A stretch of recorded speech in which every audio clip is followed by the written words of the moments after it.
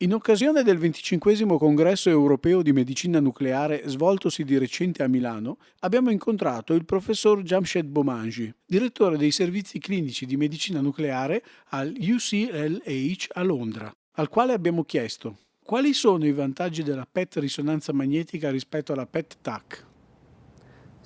There are three major advantages. The most important one is the reduction in radiation, because you take away the CT radiation from the investigation. So the only radiation that is left is the PET component. The second most important one is good soft tissue delineation. MRI is absolutely powerful where the soft tissue delineation is concerned compared to CT, and therefore that is the biggest strength of MRI. Finally, the third major important is that we have simultaneous acquisition of the PET and MRI. Quali sono le principali indicazioni cliniche di questa metodica? At present, there are no proven indications. And when I say proven, what I mean is where there is proof in proper prospective trials. There are trials which are in the process, and they are happening, and the data will come through, but one can clearly say that in areas where soft tissue delineation is required, for example, in the female pelvis, for example, where you have cervical cancer, uterine cancer, MRI is absolutely powerful. Now, if you imagine that you combine that strength with the PET component, then you have a very good diagnostic tool. Secondly, in the male pelvis, where you have prostate cancer, MRI is at present one of the staging investigations used. Now, if you can combine that with F18 choline and do a simultaneous acquisition, you again have a very powerful tool. So those are the two indications in the pelvis. The third most important area is the brain. In the brain, there is great potential because MRI is the investigation that people use either for looking at brain neurodegeneration, brain tumors, and so on. If you combine that with what is available for brain imaging, for example, FDG, for example, amyloid agents, for example, tau agents, which are coming up, you have an absolutely powerful tool to look at things like dementia, to look at things like neurodegeneration, to look at things like brain tumor response to therapy. So those are the two main indications that I would like to outline. There is great potential to look at myocardial viability with MRI and combine that with the functional information that is provided. Also combine that with FDG, also combine that with new prospective F18 labeled myocardial tracers which are coming up on the market. So again, the potential is there to prove a clinical case, although at present there is no proven indication for that. So these are some of the few indications that I've invited you to. Esistono ancora problemi tecnici da risolvere, per esempio possibilità di artefatti? From our experience, all new pioneering technology will always have problems and will always have artifacts which we have to learn. The new technology certainly has issues.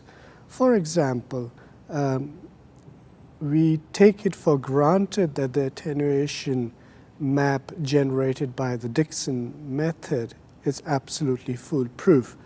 That is not so. So there are artifacts which need to be improved on. We are in the process of documenting all these artifacts, how to avoid them, how to avoid the pitfalls of MRI, how to avoid the pitfalls of PET MRI, and the combination of the two. So there are issues with the new technology. It is a learning curve that we have.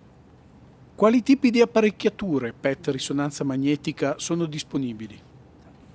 So on the market there are two versions of the machine. One is the whole body simultaneous PET-CT machine. So this is all in one.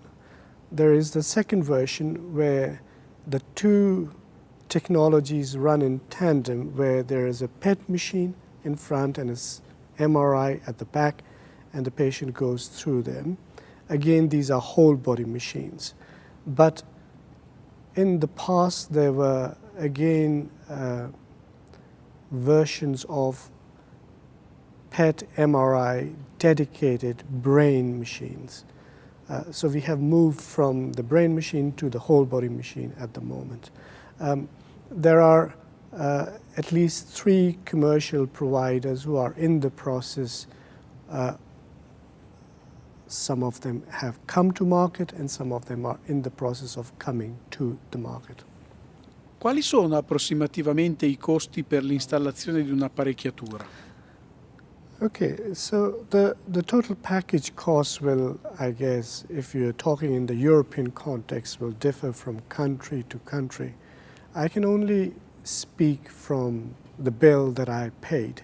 And in UK, we nearly paid close to £6 million for the whole project, which included the hardware, that is the machine, the software, the additional add-ons like the coils, the dispensers, then refurbishment of the rooms where you have to put in MR-safe room networks.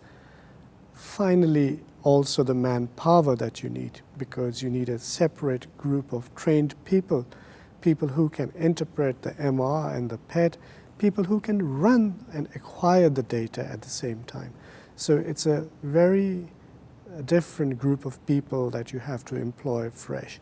All that adds to the cost envelope, and really it will vary from country to country and what you want in the technology package as such.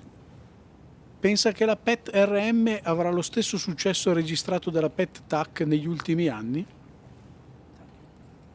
I think the new PET MRI technology is very exciting, but one should temper the exuberance with some reality on the ground.